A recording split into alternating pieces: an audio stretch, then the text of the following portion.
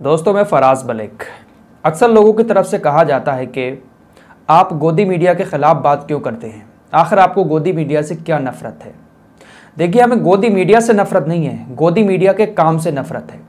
और आज जो खबर मैं आपके सामने रखने वाला हूँ, ये बहुत बड़ी खबर है गोदी मीडिया को लेकर, ख़ासकर अर्नब गोस्वामी को लेकर। इस खबर को ज़्यादा से ज़्यादा शेयर करना ताकि हमारे देश के लोगों को पता चल सके कि ये जो नफ़रतें फैलाते हैं ये हमारे देश में तो चल सकती हैं लेकिन दूसरे देशों में नहीं चल सकती। बहुत बड़ी खबर आपके सामने रखूंगा, शेयर ज़रूर करना। साथ ही साथ सुदर्शन न्यूज़ का जो सुरेश चौहान के है, सहरी के वक्त उठकर वो ट्वीट कर रहा था, एक ट्वीट किया उसने, उसके बाद उसको कैसे कैसे जवाब दिए हैं लोगों ने, वो आपके सामने शेयर करूंगा। इसके अलावा और इस कोरोना काल की कुछ ऐसी कहानियों से आप लोगों को रूबरू कराऊंगा। हो सकता है कि ये कहानी आपकी ज़िंदगी में थोड़ा बहुत बदलाव ज़रूर लेकर आए। देखिए, मेरा काम करने का तरीका यही है, मैं खबरों के साथ साथ थोड़ा बहुत ऐसी चीज़ें भी आपके सामने रखने की कोशिश करता हूँ जिससे आपको थोड़ा बहुत मोटिवेशन मिले। तो आइए सबसे पहले रिपब्लिक भारत की ही बात कर लेते हैं। आप लोगों ने देखा ही होगा कि हमारे देश के अंदर रिपब्लिक भारत चैनल पर कैसी चीखम चिल्ली मची रहती है। इसके चैनल पर जाकर अगर 1 मिनट डिबेट देख लो तो सिर में दर्द तो वैसे ही होने लगेगा। इसके जो चाहने वाले हैं, सर में दर्द तो उनके भी होता होगा, लेकिन क्या करें, मजबूरी है देखना। फिलहाल खबर ये आ रही है कि जिस तरीके से ये हमारे देश के अंदर नफरतें फैलाता है, ये नफरतें हमारे देश में तो इसकी चल रही हैं, दुकान इसकी चल रही है, लेकिन ये नफरतें दूसरे देशों में नहीं चल पाई। खबर है विज एशिया की, Republic Bharat goes off air on sky in UK. UK के अंदर इसको ऑफ एयर कर दिया गया है। ऑफ एयर का मतलब हटा दिया गया है डिश से। जिस तरीके से हमारे यहाँ पर टाटा स्काई या डिश टीवी वगैरह है, तो इसी तरीके से वहां पर ऑन स्काई चलता है यूके के अंदर। तो ऑन स्काई ने ऑफ एयर कर दिया है इसके चैनल को, यानी हटा दिया है। ऑन एयर का मतलब होता है कि चैनल चालू है, ऑफ एयर का मतलब होता है कि चैनल को हटा दिया है। तो बड़ी बेइज्जती करी है रिपब्लिक भारत की, यूके के अंदर ऑन स्काई ने इसको हटा दिया है, ऑफ एयर कर दिया है। और आपको पता होगा इससे पहले भी 20,000 पाउंड का यूके के अंदर जुर्माना लगाता रिपब्लिक भारत पर। और ये इसलिए लगाता क्योंकि ये जो नफरती डिबेट करता है, तो ये डिबेट यूके के अंदर बहुत ही ज्यादा बेकार, घटिया और बहुत ज्यादा सांप्रदायिक मानी जाती है, जिसको लेकर 20,000 पाउंड का इसके ऊपर जुर्माना भी लगाता। ये देखिए 23 दिसंबर को ये जुर्माना लगाता और अब इसके चैनल को ऑफ एयर कर दिया है यूके के अंदर। पूरी खबर आपके सामने है। इसमें लिखा है बीच में line, it is not yet clear if Republic Bharat will return. कोई पक्का नहीं है, कोई क्लियर नहीं है इस बात का कि रिपब्लिक भारत अब दोबारा ऑन स्काई पर आएगा, यानी ऑन एयर होगा। तो ये एक बड़ी खबर सामने आई है, आप लोग इसको शेयर जरूर करना। आप सोच सकते हैं कि अगर इनकी डिबेट, इनके जो शो होते हैं, अगर अच्छे होते, लोगों को पसंद आ रहे होते, तो इस तरीके का एक्शन इनके ऊपर नहीं लिया जाता। अब चलते हैं सुरेश चौहान की तरफ। भाई साहब, ये आदमी भी पता नहीं कौन सी मिट्टी का बना हुआ है, इसने भी ठेका ले रखा है सिर्फ और सिर्फ नफरत फैलाने का। देश के अंदर चारों तरफ लाशें गिर रही हैं, हजारों लोगों की रोजाना मौत हो रही है, क्या हिंदू क्या मुस्लिम, लेकिन इस वक्त भी ये बंदा बंगाल का प्रोपेगेंडा लेकर बैठा हुआ है। रोजाना ऐसे ऐसे ट्वीट करता है पश्चिम बंगाल को लेकर, हिंसा हुई है, हम सभी उस हिंसा की निंदा भी करते हैं। और ये हिंसा कोई हिंदू मुस्लिम की हिंसा नहीं है, लेकिन सुरेश चौहान के जैसे लोगों ने और इसके कुछ और नफरती चिंटू हैं, उन लोगों ने इस हिंसा को हिंदू मुस्लिम का रूप देने की कोशिश की है। 2 गुटों में लड़ाई हुई है, दोनों तरफ हिंदू ही मरे हैं। और जो खबरें आ रही है उसके मुताबिक तकरीबन 20 से कम ही लोगों की मौत हुई है। और देश के अंदर रोजाना हजारों लोगों की मौत कोरोना से हो रही है। क्या हिंदू क्या मुसलमान, शमशान में जाकर देखोगे तो लाशों के ढेर लगे हैं, चिताएं जल रही हैं। अब ऐसे में ये ट्वीट करता है, वैसे तो रोजाना उल्टे सीधे ट्वीट कर रहा है पश्चिम बंगाल को लेकर, लोगों से कह रहा है कि जागो हिंदू, ऐसा करो वैसा करो। अब इसने रात सहरी के वक्त एक ट्वीट किया, नींद नहीं आ रही है, बंगाल के हिंदुओं की पीड़ा आंखों के सामने से नहीं जाती। वाह, कितना दर्द है इसके दिल में। 8वां दिन आ रहा है पर बंगाल के हिंदुओं की इसको इतनी ज्यादा परवाह है, लेकिन हमारे देश के अंदर जो हजारों हिंदू रोजाना मर रहे हैं, इसकी इसको परवाह नहीं है।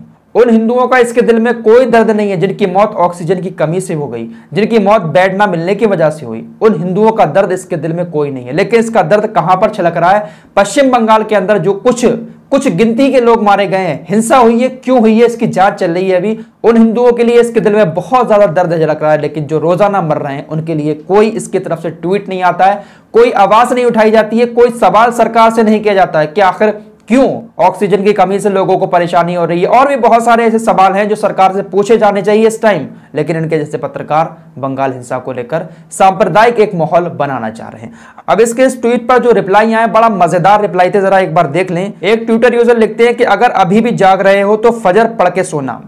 एक और लिखते हैं कि तहज्जुद में दुआ के लिए भी बोलना था। विजय सिंह लिखते हैं कि अभी अगर बंगाल में राष्ट्रपति शासन लग जाए तो गुरुजी को चैन की नींद और सुकून आ जाएगा।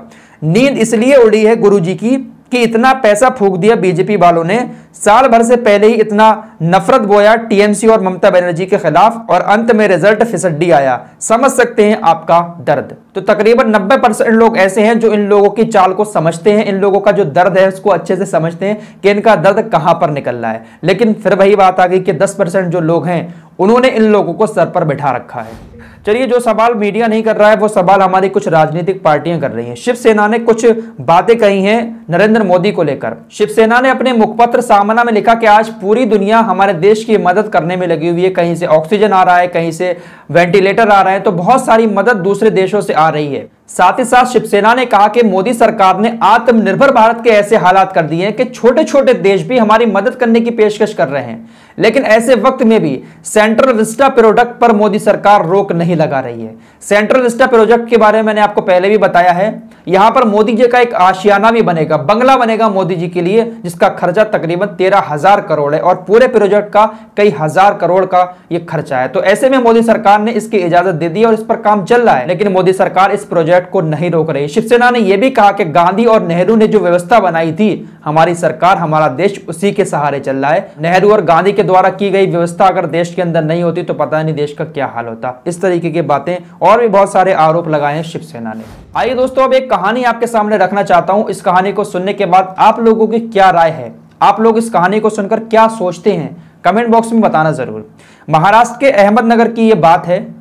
यहां पर भी लॉकडाउन चल रहा है, सख्त पाबंदियां लागू हैं। अब ऐसे में क्या होता है कि एक महिला, बुजुर्ग महिला, सब्जी का ठेला लगाकर रोजाना खड़ी हो जाती थी, सब्जी बेचती थी। नगर परिषद के कर्मचारियों ने 1-2 बार महिला को समझाया भी, लेकिन महिला ने फिर भी वहीं पर ठेला लगाना जारी रखा, क्योंकि भाई पेट का सवाल था। सब्जी बेचती थी बेचारी एक बूढ़ी मां।